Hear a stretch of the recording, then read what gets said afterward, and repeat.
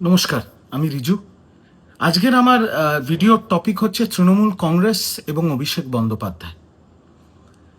আজকে অনেক দিন বাদে তৃণমূল কংগ্রেসকে রাস্তায় দেখলাম। তৃণমূল কংগ্রেস হকারদের উচ্ছেদের বিরুদ্ধে প্রতিবাদ করল। কিন্তু আমার মনে হয়, আমি ঠিকও হতে পারি, ভুলও হতে পারি, তৃণমূল কংগ্রেসের তো 5 তারিখ থেকে রাস্তায় থাকা উচিত ছিল কর্মীদের পাশে। কর্মীরা মার খেলো, কর্মীরা ঘর ছাড়া, কর্মীদের দোকানপাট লুট হয়ে গেল, অনেক কর্মীর জমি জমা কবজা হয়ে গেছে। তারপরে সেই কর্মীরা, পার্টি অফিস ভেঙে দেওয়া হয়েছে, তারপর সেই কর্মীরাই শীর্ষ নেতৃত্বর সাপোর্ট পেল না, শীর্ষ নেতৃত্বরা কেউ ফোন ধরল না। তারপর সেই কর্মীরাই বিজেপির নেতাদের সাথে কোথাও কথা বলে, কোথাও কান ধরে ক্ষমা চেয়ে, কোথাও হাতে পায়ে ধরে তারা বাড়ি ফিরল, তাদের দোকানপাট ফিরে পেল। আর বিজেপির নেতারা গিয়ে পার্টি অফিস খুলে দিল তৃণমূলের। তো বিজেপি যদি ঘরে ফেরায়, বিজেপি যদি দোকান ফিরিয়ে দেয়, বিজেপি যদি প্রোটেকশন দেয়, আর বিজেপি যদি পার্টি অফিস ফিরিয়ে দেয়, তাহলে কর্মীরা তৃণমূলের ঝান্ডা ধরবে কেন? তাই আজকে যখন তৃণমূল কংগ্রেসের এই প্রতিবাদটা দেখলাম, যেহেতু 13 বছর এই দলটাকে দিয়েছি, মনে সত্যি খুব খারাপ লেগেছে। তৃণমূল কংগ্রেসের 3টে সিনিয়র বিধায়ক শিয়ালদা স্টেশনের সামনে, প্রাচী সিনেমার সামনে রাস্তায় বসে প্রতিবাদ করছে। আশেপাশে খুব বেশি হলে 50-60টা ছেলে। যে দল 215 ছিল কিছুদিন আগে অবধি। কেন এই অবস্থা কেন হলো? তার মানে নেতারা রয়ে গেছে, কর্মীরা ছেড়ে পালিয়ে গেছে, বা কর্মীদের মন ভেঙে গেছে। কর্মীরা আর তৃণমূল কংগ্রেস করতে চাইছে না, কারণ কর্মীদের পাশে কোনোদিন তৃণমূল কংগ্রেস দাঁড়ায়নি। তার একটা উদাহরণ তো অবশ্যই আমি যা করেছি তৃণমূল কংগ্রেসের পক্ষ থেকে বা তৃণমূল কংগ্রেসের হয়ে, একটা মেসেজ বা একটা ফোন কল কি আমার প্রাপ্য ছিল না? আপনারা আমাকে গালাগাল দিতেই পারেন, আরো বেশি করে দিন, কিন্তু নিজের বিবেককে জিজ্ঞেস করুন তো। যখন রিজুর বাড়ির ওপর আক্রমণ হচ্ছিল, যখন রিজুর মা বোনকে অশ্রাব্য ভাষায় গালাগাল দেওয়া হচ্ছিল, থ্রেট দেওয়া হচ্ছিল, তখন কি একটা শীর্ষ নেতৃত্বেরও উচিত ছিল না একবার ফোন করা বা একটা মেসেজ করা, তুই ঠিক আছিস, তুই কেমন আছিস, কোথায় আছিস? এইটুকু কি প্রাপ্য ছিল না? বাট ঠিক আছে, আমার এখন আর কোনো দুঃখ, কষ্ট, রাগ কিচ্ছু নেই তৃণমূল কংগ্রেসের প্রতি। ভালো থাক তৃণমূল কংগ্রেস। কিন্তু এই যে তৃণমূল কংগ্রেসের কঙ্কালসার অবস্থা, এটা দেখে আরেকটা জিনিস প্রমাণ হচ্ছে যে বিগত 1-1.5 বছর ধরে আমরা যেটা গর্ব করে বলতাম, আমাদের সংগঠন আছে, আমাদের 80,000 বুথ এজেন্ট আছে, আমাদের এত ছেলে, যুব, ছাত্র, মাদার, মহিলা, আইএনটিটিউসি ইত্যাদি, হিন্দি প্রকোষ্ঠ ইত্যাদি ইত্যাদি ইত্যাদি, তার মানে পুরোটাই কাগজে কলমে ছিল। যেগুলো ওই পার্টির পেজ থেকে পোস্ট হতো কাগজে কলমে, পুরো দলটাই চলে গেছিল আইপ্যাকের হাতে, আর পুরো দলটাকেই চালাচ্ছিল পুলিশ প্রশাসন। কারণ যদি সত্যি আমাদের কর্মী থাকে, আমাদের সংগঠন থাকে, তাহলে দল হেরে গেছে বলে সব কর্মী পালিয়ে যাবে? এটা তো হতে পারে না, এটা তো হতে পারে না। তার মানে এটা প্রমাণিত যে দলটা চালাচ্ছিল পুলিশ প্রশাসন, আমলারা এবং আইপ্যাক। এটা তো প্রমাণিত হয়ে গেল। কারণ সিপিএম যে দল 15 বছর ধরে শূন্য, এই হালে এক হয়েছে যখন তিলজলা তপসিয়াতে বুলডোজার চলছে। তৃণমূল কংগ্রেসের 80টা বিধায়ক, তৃণমূল কংগ্রেস স্টে অর্ডার নিতে পারলো না, বিকাশ রঞ্জন ভট্টাচার্য শতরূপ স্টে অর্ডার নিয়ে পৌঁছে গেল তিলজলা, আর তারপরের দিন সেখানে সিপিএম লাল ঝান্ডা নিয়ে প্রায় 300-400 লোক মিছিল পর্যন্ত করে দিল। এই হকার উচ্ছেদ নিয়ে বামেরা প্রতিটা স্টেশনে প্রতিবাদ করছে, সেখানে তৃণমূলের থেকে অন্তত 5 গুণ বেশি লোক, যারা 15 বছর ক্ষমতার বাইরে সবে শূন্য থেকে এক হয়েছে। আর আমাদের কিন্তু আজকের দিনেও, মানে আমাদের বলাটা ভুল, তৃণমূল কংগ্রেসের, আমি তো আর তৃণমূলের কেউ নয়, মাঝে মাঝে পুরনো কথাটা বেরিয়ে যায়, মাফ করবেন। তৃণমূল কংগ্রেসের আজকের দিনেও কিন্তু 80টা বিধায়ক, 42টা সাংসদ। এবার অভিষেক ব্যানার্জিতে আসি। 4 তারিখ থেকে আজ অবধি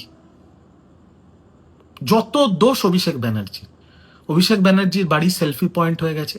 সেই বাড়িতে তার স্ত্রী, তার 2টো ছোট বাচ্চা থাকে, তারা দৈনন্দিন একটা ট্রমার মধ্যে দিয়ে যাচ্ছে। তার বাড়ির সামনে যেরকম নোংরামি হচ্ছে, সবাই অভিষেক ব্যানার্জিকে গালাগাল দিচ্ছে, সবাই অভিষেক ব্যানার্জিকে দোষ দিচ্ছে, সবাই এখন বলছে 32টা গাড়ির কনভয় কেন ছিল। সবাই, সবার মুখে একটাই নাম, অভিষেক ব্যানার্জি, মানে পারলে অভিষেক ব্যানার্জিকে ফাঁসিতে লটকে দেয়। কিন্তু আমার প্রশ্ন, আর আমি তৃণমূলের কেউ না, আর আমি অভিষেক ব্যানার্জির হয়ে দালালিও করতে আসিনি, কিন্তু আমার প্রশ্ন, পুরো দোষটাই কি অভিষেক ব্যানার্জির একার?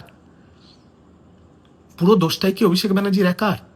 হ্যাঁ, অভিষেক ব্যানার্জি কর্মীদের থেকে দূরে চলে গেছিল, কিন্তু অভিষেক ব্যানার্জি কি নিজে কর্মীদের থেকে দূরে চলে গেছিল না? তার অফিসে যে সিন্ডিকেটটা তৈরি হয়েছিল, তার সিকিউরিটি, তার আত্মসহায়ক, তার অফিসের স্টাফ, তারা কর্মীদের কোনোদিন অভিষেক ব্যানার্জির কাছে পৌঁছতেই দেয়নি।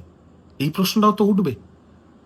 যাদের অভিষেক ব্যানার্জি এই দলে নিয়ে এসছে, আবার বলছি, যাদের অভিষেক ব্যানার্জি এই দলে নিয়ে এসছে, তারা আজকে অভিষেক ব্যানার্জির বিরুদ্ধে গর্জে উঠছে। সবাই বলছে সব দুর্নীতির জন্য দায়ী অভিষেক ব্যানার্জি, বাকি কেউ দুর্নীতি করেনি, বাকি কেউ মাল তোলেনি, বাকি সব ধোয়া তুলসী পাতা। কেউ অট্টালিকা বানায়নি, কেউ বাড়ি বানায়নি, কেউ রিসর্ট বানায়নি, কেউ সুইমিং পুল বানায়নি, সব ধোয়া তুলসী পাতা, সব দোষ অভিষেক ব্যানার্জি। অভিষেক ব্যানার্জি যদি দোষী হয়, তাহলে ইডি সিবিআই তাকে শাস্তি দেবে। অভিষেক ব্যানার্জির নামে 2-4টে এফআইআর হয়েছিল, তিনি তার আইনজীবীরা হাইকোর্টে গিয়ে 30 তারিখ অব্দি, 30শে জুন অব্দি রক্ষা কবচ পেয়েছে। অভিষেক ব্যানার্জি ভারত ছেড়ে যেতে পারবে না, তদন্তে তাকে সহযোগিতা করতে হবে, যদি দোষী হয় তাকেও জেলে যেতে হবে। কিন্তু পুরো দোষটাই কি অভিষেক ব্যানার্জির? প্রশ্নটা আমার এখানে। আমি আজকে আবারও এই ভিডিওর মাধ্যমে যারা তৃণমূল কংগ্রেসের কর্মী এবং সমর্থক তাদেরকে বলছি, আবার বলছি, তৃণমূল কংগ্রেসে কিন্তু একটা নয়, 2-3টে হামজা আলী মাজারি আছে। তৃণমূল কংগ্রেসের ভেতরে এখনো ঘাপটি মেরে একটা নয়, 2-3টে হামজা লুকিয়ে আছে, 2-3টে ধুরন্ধর লুকিয়ে আছে, যারা দায়িত্ব নিয়ে তিলে তিলে এই দলটাকে শেষ করে দিচ্ছে। আমার কাছে সূত্র মারফত খবর আছে, প্রমাণ আমি কিছুই দিতে পারবো না, সূত্র মারফত খবর আছে যে একটা সিন্ডিকেট তৈরি হয়েছে তৃণমূল কংগ্রেসের অভ্যন্তরীণ সিন্ডিকেট, যেটা অভিষেক বিরোধী সিন্ডিকেট। আর সেই সিন্ডিকেটে যেই দিন 45টা বা 50টা বিধায়ক সেই সিন্ডিকেটে নাম লিখিয়ে নেবে, তারা একটা লিখিত প্রস্তাব দেবে দলনেত্রী, তৃণমূলের দলনেত্রী মমতা বন্দ্যোপাধ্যায়কে, যে আমরা আপনার নেতৃত্বে দল করব, অভিষেক ব্যানার্জিকে রাজনীতি থেকে সরিয়ে দিতে হবে বা তৃণমূল কংগ্রেস থেকে বার করে দিতে হবে। সূত্র মারফত খবর, এর প্রমাণ আমি কিছুই দিতে পারবো না। টার্গেট অভিষেক ব্যানার্জি, দোষী অভিষেক ব্যানার্জি। আরে অভিষেক ব্যানার্জির নামে যখন কয়লা গরু কাণ্ডে ওর নাম জড়িয়েছিল, তখন তো সে বারবার ইডি সিবিআই অফিসে গেছে, যদি প্রমাণ থাকতো অ্যারেস্ট করে নিত ইডি সিবিআই। শিক্ষক দুর্নীতিতে ওই কাকুর আওয়াজ ফাওয়াজ তো সবই মেলালো ইডি সিবিআই, অ্যারেস্ট করে নিতে পারতো। এখনো যদি এভিডেন্স থাকে অ্যারেস্ট করে নেবে অভিষেক ব্যানার্জিকে। অভিষেক ব্যানার্জির বাড়িতে 401 নোটিশ লাগিয়ে দিয়েছে কর্পোরেশন। যদি অবৈধ নির্মাণ হয়ে থাকে, যদি অভিষেক ব্যানার্জি তার প্রমাণ দিতে না পারে, অভিষেক ব্যানার্জির বাড়ি তাকে নিজে ভাঙতে হবে বা বুলডোজার এসে ভেঙে দেবে। কিন্তু একমাত্র অভিষেক ব্যানার্জি কি ইল্লিগাল নির্মাণ করেছে? আর কোন তৃণমূলের নেতাও অবৈধ নির্মাণ করেনি। একমাত্র অভিষেক ব্যানার্জি, যেটা বলা হচ্ছে সারা বাংলার মাল অভিষেক ব্যানার্জি তুলেছে, একমাত্র অভিষেক ব্যানার্জি তুলেছে, আর কোনো নেতা মাল তোলেনি। পঞ্চায়েত প্রধানরা মাল তোলেনি, কাউন্সিলররা মাল তোলেনি, জেলা পরিষদ মাল তোলেনি, ব্লক সভাপতিরা মাল তোলেনি, বিধায়করা মাল তোলেনি। আমি কারুর নাম নিয়ে কাউকে লজ্জা দিতে চাই না, সবার খাতা আমার কাছে আছে। অভিষেক ব্যানার্জি দোষী হলে অভিষেক ব্যানার্জিকে জেল যেতে হবে। অভিষেক ব্যানার্জি যদি দোষী হয়, তাহলে ওকে কেন্দ্র তদন্তকারী সংস্থারা তুলে নিয়ে যাবে, হাতে হাতকড়া পরিয়ে তুলে নিয়ে যাবে। কিন্তু এই যে একটা ন্যারেটিভ পেডেল করা হচ্ছে, আর আমার আজকের দিনে অভিষেক ব্যানার্জির প্রতি 1%ও পীড়িত নেই। আমি 13 বছর দল করেছি, আমার সাংসদ সুদীপ বন্দ্যোপাধ্যায়ের কাছে 13 বারও যায়নি, আমার বিধায়ক অতীন ঘোষের কাছে আমি 3 বারও যাইনি। আমি শুধু অভিষেক ব্যানার্জি করেছি, আর অভিষেক ব্যানার্জি আমাকে একটা ফোনও করেনি, একটা হোয়াটসঅ্যাপও করেনি। অভিষেক ব্যানার্জির কাছে আমরা তো লেডি কুত্তা, একদম রাস্তার কুত্তা, তার মনে হয়নি রিজু দত্তকে একটা ফোন বা মেসেজ করে। তাই অভিষেক ব্যানার্জির প্রতি আমার কোনো পীড়িত নেই, এটা আমি পরিষ্কার বলে দিচ্ছি। কিন্তু এই যে একটা নাটক দেখছি, যে সবাই এখন অভিষেক ব্যানার্জির ঘাড়ের ওপর চেপে বসো, বিজেপি যেটা করছে ঠিক করছে।